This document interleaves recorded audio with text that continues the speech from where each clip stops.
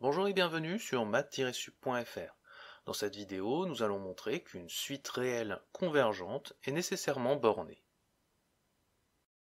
Je poursuis ici ma série de vidéos consacrée à la comparaison entre le point de vue visuel et le point de vue formel des démonstrations sur les suites.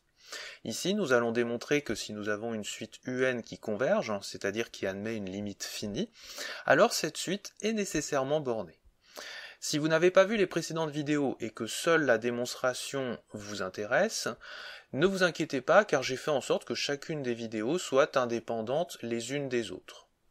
Comme pour les précédentes vidéos, je vais d'abord me pencher sur comment construire une démonstration à partir d'arguments visuels, et ensuite je me pencherai sur comment construire une démonstration en raisonnant de manière purement formelle. Or, il se trouve qu'ici, ces deux approches vont conduire à une même démonstration. C'est la raison pour laquelle il n'y aura en fait qu'une seule démonstration, mais lue de manière différente. Mais avant de commencer, revenons sur les résultats essentiels à avoir à l'esprit pour démontrer notre résultat. D'abord, il faut que vous sachiez ce que signifie être une suite bornée. Si vous prenez une suite réelle, on dit que cette suite est bornée si vous pouvez trouver deux valeurs, petit m et grand M, de réels, telles que votre suite UN est coincée entre ces deux valeurs, c'est-à-dire, pour tout n, entier naturel, on a que UN est plus grand que petit m et plus petit que grand M. Alors visuellement, qu'est-ce que ça veut dire? Eh bien, si on regarde la droite des réels, être borné, ça veut dire qu'il existe petit m et grand M, petit m et grand M, tel que la suite se trouve être coincée entre ces deux valeurs. Donc par exemple, on a U0 qui est ici, U1 qui est ici, U2, U3, U4, etc., etc. Donc, dire qu'une suite est bornée, c'est dire que la suite UN se retrouve coincée entre deux valeurs fixes. Il faut que vous ayez à l'esprit la définition de la limite de UN est égale à L, à la fois du point de vue visuel et à la fois du point de vue formel. Alors je vais le rappeler ici très rapidement, mais si vous avez besoin de plus de détails, je vous renvoie vers ma vidéo sur la construction de la définition de la limite d'une suite. Alors je vous rappelle, UN tend vers L si pour tout intervalle de la forme L moins epsilon, L plus epsilon, où epsilon est strictement positif, il existe un instant grand N à partir duquel la suite sera dans l'intervalle. Alors visuellement, on peut faire le dessin suivant. Vous avez la limite ici. Vous prenez une suite qui va tendre vers L, donc U0, U1, U2, U3, U4, U5, U6, etc. Si vous prenez un intervalle de la forme L moins epsilon, L plus epsilon, donc par exemple comme ceci,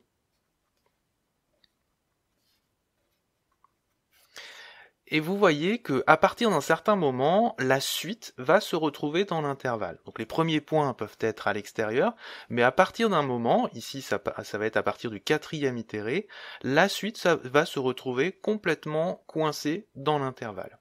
Et si vous réduisez la taille de cet intervalle, eh bien ça va encore fonctionner, mais il faudra prendre un instant grand N plus grand encore. Maintenant, le point de vue formel de cette définition, eh bien, c'est la traduction en fait formelle de la définition visuelle qui dit la chose suivante. Pour tout epsilon positif, donc le pour tout epsilon ça veut dire pour toute taille d'intervalle, il va exister un grand N, donc c'est le fameux grand N, à partir duquel, si les instants n dépassent grand N, alors nous aurons que la valeur absolue de UN moins L est strictement plus petite que epsilon. Alors quand on voit cette définition, on se dit mais ça n'est pas tout à fait la même, puisque ici nous avons un intervalle, et ici nous avons des valeurs absolues. Or, si vous revenez sur les propriétés des valeurs absolues, je vous rappelle que valeur absolue de UN moins L strictement plus petite que epsilon, c'est la même chose que dire que UN est compris entre L moins epsilon et L plus epsilon. Donc vous voyez que ces deux approches sont en fait les mêmes.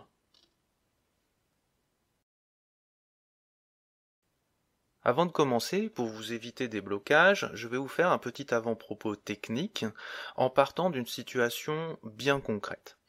Imaginons que vous ayez 2 paquets de clous et de vis. Donc ici il y a un premier paquet et ici un deuxième paquet. On vous dit que dans le premier paquet, les clous et les vis ne dépassent pas 5 cm. Donc vous avez que pour tout i dans le premier paquet, la taille i ne dépassera jamais 5 cm. Ensuite, on vous dit dans le deuxième paquet, les vis, elles, ne dépasseront jamais 10 cm. Donc pour tout i dans le deuxième paquet, nous aurons que les tailles ne dépasseront pas 10 cm. Maintenant, faisons la chose suivante. Rassemblons toutes nos vis dans un seul et même paquet. Que peut-on dire sur la taille qui ne sera jamais dépassée par toutes les vis?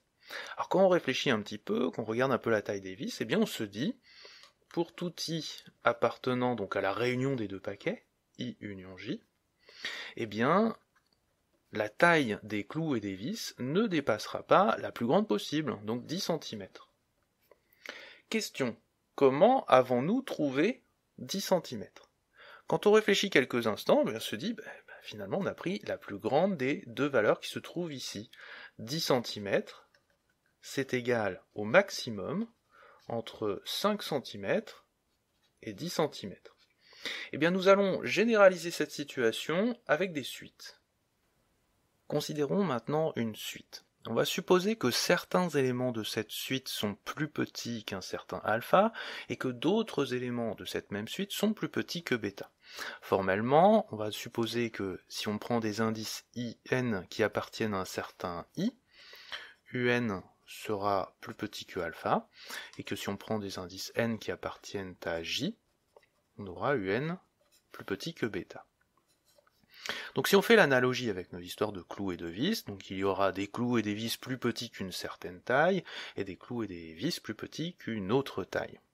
Si on rassemble tous ces éléments ensemble, donc on regarde les indices n qui appartiennent à i union j, alors avec notre analogie d'histoire de clous et de vis, eh bien on a envie de dire que un est plus petit que le maximum entre alpha et bêta.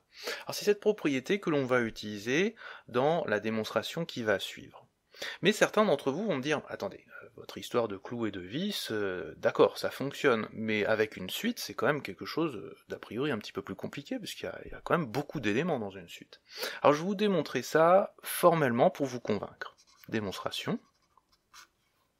Donc on va partir de nos hypothèses. Pour tout n dans i, un est plus petit que alpha. Pour tout n dans j, un plus petit que bêta. Alors alpha, eh bien, il est forcément plus petit que le maximum entre alpha et bêta. Et puis pareil pour bêta. Bêta, il est plus petit que le maximum entre alpha et bêta.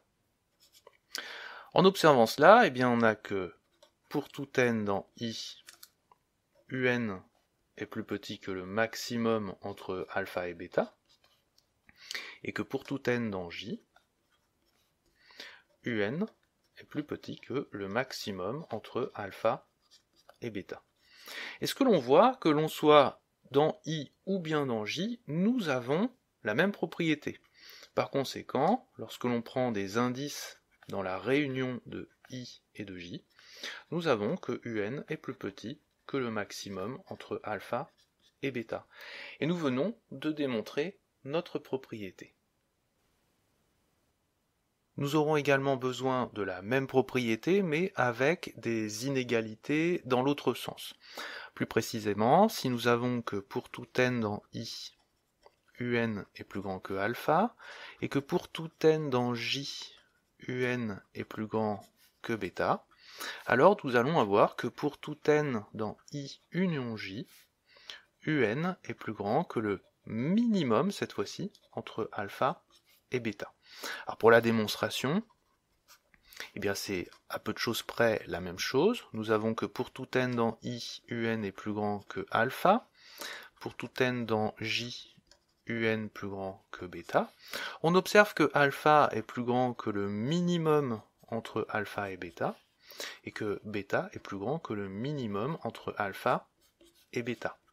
De sorte que pour tout n dans I, un sera plus grand que le minimum entre alpha et bêta, et que pour tout n dans J, un sera plus grand que le minimum entre alpha et bêta. Et donc, que l'on soit dans I ou dans J, nous avons la même propriété. Donc lorsque n est dans la réunion de I et de J, nous avons que un est plus grand que le minimum entre alpha et bêta. Maintenant, nous sommes armés pour attaquer la démonstration qui nous intéresse, à savoir montrer que si un est une suite réelle convergente, alors la suite un est bornée. Alors commençons par visualiser notre problème. Nous avons une hypothèse qui dit que la suite un est convergente. Donc dire que un est convergente, c'est dire tout simplement qu'elle admet une limite finie L. Alors on va visualiser ceci. On a une limite L et une suite qui va tendre vers L. Donc U0, U1, U2, U3, U4, U5, U6, U7, U8, une suite qui tend vers L. Alors je vous rappelle, la définition visuelle de un tend vers L, c'est dire qu'à chaque fois que je prends un intervalle de la forme L moins epsilon, L plus epsilon, et bien à partir d'un certain moment, ma suite sera complètement dans cet intervalle. Donc ici, c'est à partir de 4. Maintenant, visualisons la conclusion. On veut montrer que la suite un est bornée. Qu'est-ce que ça veut dire que la suite un est bornée? Ça veut dire qu'on doit pouvoir trouver un petit m et un grand m, tel que notre suite sera coincée entre ces deux valeurs. Alors quand on compare nos deux dessins, on se dit « Ah, ça a l'air de fonctionner », puisque pour petit m, il suffirait de prendre ici U0, et pour grand m, il suffirait de prendre U1, et tous les points de la suite seraient coincés entre ces deux valeurs. Sauf que nous avons besoin d'une argumentation qui fonctionne dans tous les cas de figure, et pas que dans ce cas particulier sur le dessin. Alors revenons sur notre hypothèse, et concentrons-nous sur cette histoire d'intervalle. Je vais refaire un dessin. On va mettre une limite L. Donc on sait que un tend vers L, ça veut dire que si je prends un intervalle de la forme L moins epsilon, L plus epsilon, eh bien à partir d'un certain moment, à partir d'un certain grand N, par exemple on aura U grand N ici, U grand N plus 1, U grand N plus 2, etc., toute ma suite sera dans cet intervalle. Et ça c'est intéressant puisque vous voyez, à partir de grand N, ma suite est bornée, puisqu'elle est coincée entre deux valeurs. Sauf que ça n'est pas suffisant, parce que moi j'aimerais que toute ma suite soit bornée, pas seulement à partir de grand N. Donc il va falloir que je m'occupe également des premiers points de la suite. Alors, je propose de les dessiner sur un autre dessin. Donc par exemple, il va rester le point U0, le point U1, le point U2, le point U3, jusqu'au point U grand N moins 1. Donc là, on aura les indices N qui vont de 0 jusqu'à grand N moins 1. Est-ce que ces points-là peuvent être également bornés? Eh bien la réponse c'est oui. Il suffit de les coincer entre le minimum d'entre eux. Donc le minimum d'entre eux ici c'est le U0. Alors, je propose de l'appeler alpha. Donc il sera le minimum de U0 jusqu'à U grand N moins 1. Et le maximum d'entre eux, ici c'est U2, que je vous propose d'appeler bêta. Il sera le maximum de U0 jusqu'à U grand N moins 1. Alors remarquez bien une chose, on peut coincer ces indices-là entre deux valeurs parce qu'ils sont en nombre fini. S'ils étaient en nombre infini, le minimum, lui, pourrait ne pas exister. Ça pourrait faire des moins l'infini, et pareil pour le maximum, ça pourrait faire des plus l'infini. Mais comme il y a un nombre fini de points, eh bien, je peux prendre le min et le max, et donc coincer ces termes de cette suite entre ces deux valeurs. Maintenant, faisons un petit peu le bilan. Donc pour les indices au-delà de grand N, la suite est bornée. Pour les indices allant de 0 jusqu'à grand N-1, la suite est bornée. Donc on devrait pouvoir arriver à montrer que toute la suite est bornée. Alors comment on va raisonner? Eh bien on va raisonner comme dans l'avant-propos technique. vous voyez, pour les indices au-delà de grand N, j'ai un bord qui se trouve à droite.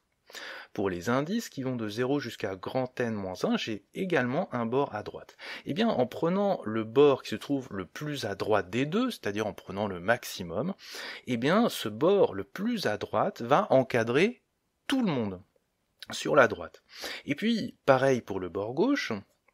Ici, j'ai un bord gauche pour les indices au-delà de grand N, qui est L moins epsilon. J'ai un bord gauche pour les indices qui vont de 0 jusqu'à grand N moins 1. Et bien, en prenant le bord le plus à gauche, je sais que ce bord le plus à gauche va être plus petit que tous les éléments. Exactement comme on l'a fait dans l'avant-propos technique. Eh bien, voici l'argument que l'on va utiliser pour montrer que notre suite est bornée. Donc, on va utiliser la définition de la limite pour montrer que, au-delà d'un certain grand N, notre suite est bornée. Ensuite, pour les indices allant de 0 jusqu'à grand N-1, eh bien, en prenant le min et le max, on va également réussir à montrer que l'on peut encadrer ces éléments-là. Et comme on arrive à borner les éléments au-delà de grand N et les éléments de 0 jusqu'à grand N-1 avec l'avant-propos technique, eh bien, nous aurons un encadrement de notre suite, c'est-à-dire que la suite sera bornée. Mettons en formule ce que nous venons de comprendre avec des dessins. D'abord, nous sommes partis de notre hypothèse. Notre hypothèse, c'est que la suite UN est une suite convergente. Dire qu'une suite UN est convergente, c'est dire que cette suite admet une limite finie, donc il existe un L réel, avec limite lorsque n tend vers plus l'infini de UN est égal à L, et comme on veut du formalisme, eh bien on va traduire avec des quantificateurs cette limite. Ça nous donne donc, pour tout epsilon positif, il existe un grand N, pour tout petit n, si petit n dépasse grand N, alors la valeur absolue de UN-L est strictement plus petite que epsilon. Alors comme vous l'avez vu dans notre raisonnement sur les dessins, on utilise beaucoup des encadrements de UN. Donc on va utiliser la version alternative de cette inégalité, qui est, je vous le rappelle, UN compris entre L moins epsilon et L plus epsilon. Maintenant, je vais faire une toute petite coquetterie que je vais expliquer après. La phrase qui est ici est vraie pour tout epsilon positif. Donc comme elle est vraie pour tout epsilon positif, je peux remplacer le epsilon par une valeur quelconque pourvu que celle-ci soit positive. C'est ce que je vais faire ici. Donc la phrase est vraie pour tout epsilon strictement positif. Donc on peut poser epsilon est égal à 1 dans la formule. Alors quand on pose epsilon est égal à 1 ici, ça nous donne qu'il existe un grand N pour tout petit n. Si petit n dépasse grand N, alors j'obtiens cet encadrement mais en remplaçant epsilon par 1. Donc L-1 strictement plus petit que UN, strictement plus petit que L plus 1. Et je viens de démontrer que, à partir d'un certain grand N, ma suite UN est bornée entre les valeurs L-1 et L plus 1. Alors pourquoi j'ai fait cette manipulation? Eh bien c'est pour des raisons purement esthétiques. De manière générale, lorsque l'on voit epsilon, on a tendance à penser qu'il s'agit de quelque chose qui bouge, que c'est variable. Alors que le fait d'avoir posé epsilon est égal à 1, eh bien ça me donne plus l'impression que UN est coincé entre deux valeurs fixes. Mais c'est une raison purement esthétique. J'aurais très bien pu dire, fixons un epsilon et nous avons ceci. Donc vous n'êtes pas obligé de le faire, moi je préfère le faire pour des raisons purement esthétiques. Donc nous venons d'établir que notre suite UN est bornée au-delà de grand N, et je vous rappelle que l'étape suivante a consisté à borner la suite pour les indices avant ce grand N. Et c'est ce que nous allons faire ici. De plus, pour tout n dans l'ensemble 0 jusqu'à grand N-1, eh bien nous avions dit que UN était compris entre le maximum de U0 jusqu'à U grand N-1 et le minimum de U0 jusqu'à U grand N moins 1.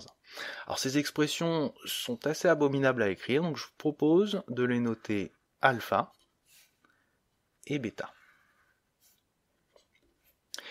Et enfin, l'étape qui finalise les choses a consisté en fait à tout rassembler. Donc la suite était bornée pour les indices au-delà de grand N, la suite était bornée pour les premiers indices, donc en faisant le jeu avec l'avant-propos technique, on arrivait à montrer que la suite UN était bornée pour tous les indices. Alors on va ramasser les morceaux, on n'a que pour tout N plus grand que grand N, UN est compris entre L-1 et L plus 1, et on a que pour tout N appartenant à 0, grand N moins 1, UN est compris entre alpha et bêta. Et là, on utilise notre avant-propos technique. Pour les n au-delà de grand N, UN est plus petit que L plus 1, et pour les n appartenant à 0, grand N moins 1, UN est plus petit que bêta. Donc pour tous les indices petit n, nous aurons que UN est plus petit que le maximum des deux bords à droite. Donc maximum entre L plus 1 et bêta. Et puis on fait la même chose à gauche. Pour les indices au-delà de grand N, UN est au-dessus de L-1. Et pour les indices entre 0 et grand N-1, UN est au-dessus de alpha. Et bien pour tous les indices, nous aurons que UN sera plus petit que le minimum des deux bords à gauche. Donc minimum entre L-1 et alpha. Et on vient de montrer que pour tout n, la suite UN est comprise entre ces deux valeurs. Donc c'est ce que l'on va mettre en conclusion. Il existe donc un petit m qui sera ce minimum entre L-1 et alpha, donc qui est un réel, et il existe un grand M qui sera ce maximum entre L plus 1 et bêta, tel que pour tout n dans n, eh bien nous avons que UN est compris entre petit m et grand M. Et ça n'est rien d'autre que la définition que UN est borné. Donc, UN est borné. Et nous venons donc de démontrer qu'une suite convergente est automatiquement bornée. Ce que je vous propose maintenant, c'est de relire cette démonstration en mettant de côté toute notre argumentation visuelle, c'est-à-dire essayons de raisonner comme si nous ne voulions travailler que avec du formalisme. Alors quand on veut travailler avec du formalisme, la première chose à faire consiste à réécrire formellement les hypothèses ainsi que la conclusion. Alors ici, l'hypothèse c'est que UN converge, donc admet une limite L, et donc nous aurions écrit cette phrase-là sur notre feuille. Ensuite, il aurait fallu visualiser formellement la conclusion, qui est que la suite UN doit être bornée, et nous aurions écrit sur un brouillon, eh bien UN est borné, c'est-à-dire il existe un petit m et un grand M, tel que pour tout petit n, UN est compris entre petit m et grand M. Et on se serait posé la question, eh bien comment en partant de cette hypothèse, nous pourrions arriver à cette conclusion. Alors comme on veut un encadrement de UN, la première étape que l'on aurait faite aurait consisté justement à transformer cette expression en un encadrement de UN qui ressemble beaucoup plus à la conclusion qui nous intéresse. Et on aurait observé que à partir d'un certain grand N, notre suite UN est encadrée, c'est-à-dire qu'elle est bornée. Et ça nous intéresse réellement, c'est-à-dire c'est une bonne direction. Sauf que nous voulons un encadrement fixe. Et là, on se serait dit, ah, le epsilon, on a l'impression qu'il bouge. Donc ce que l'on va faire, c'est qu'on va le fixer, et qu'on peut le faire parce que justement la phrase est vraie pour tout epsilon. Et on serait arrivé sur cette phrase-là, à partir d'un certain grand N, notre suite UN est encadrée, c'est-à-dire qu'elle est bornée. Alors je le répète encore, il s'agit ici d'une coquetterie, nous aurions aussi très bien pu dire fixons un epsilon et nous avons un encadrement. Ensuite, arrivé ici, on serait plutôt content, mais pas totalement, parce que nous, on veut que notre suite soit bornée pour tout n, et pas seulement pour les n au-delà de grand N. Donc il faut se préoccuper également des indices avant grand N, c'est-à-dire les indices 0 jusqu'à grand N-1. Et là, on se serait posé la question, eh bien, comment encadrer UN lorsque ces indices sont entre 0 et grand N-1. Et en réfléchissant un petit peu, eh bien, on se serait dit, eh bien, prenons le minimum et le maximum, et UN est coincé justement entre ces deux valeurs.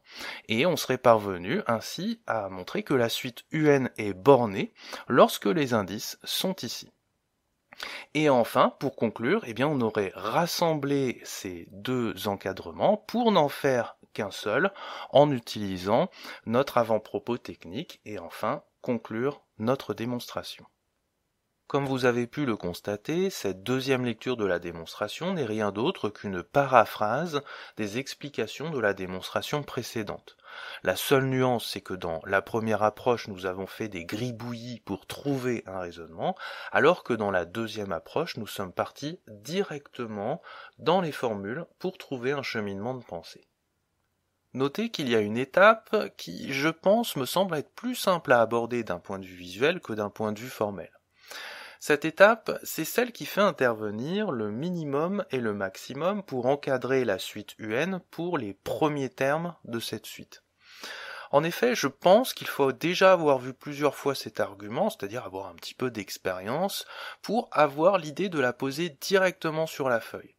Alors que si vous passez par un raisonnement visuel, en traçant sur une feuille les premiers termes de la suite, eh bien vous voyez immédiatement que ces termes vont être coincés entre le plus petit d'entre eux et le plus grand d'entre eux, et donc avoir l'idée du minimum et du maximum. C'est la raison pour laquelle, comme je l'ai déjà dit dans les précédentes vidéos, ne négligez pas un point de vue par rapport à un autre. L'un et l'autre peuvent s'avérer être complémentaires. Pour finir, une petite remarque sur mon approche.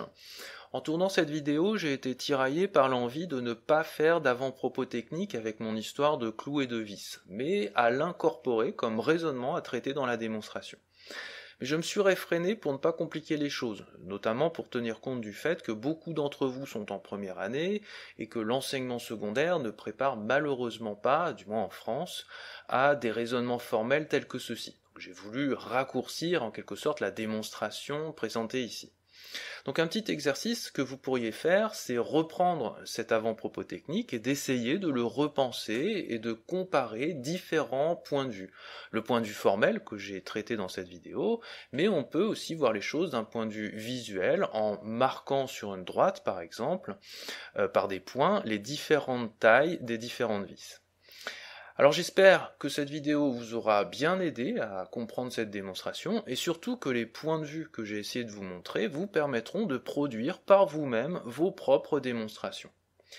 Au passage, un grand merci aux tipeurs qui me soutiennent. Donc, je vous rappelle, vous pouvez soutenir ma chaîne en vous rendant sur le site Tipeee.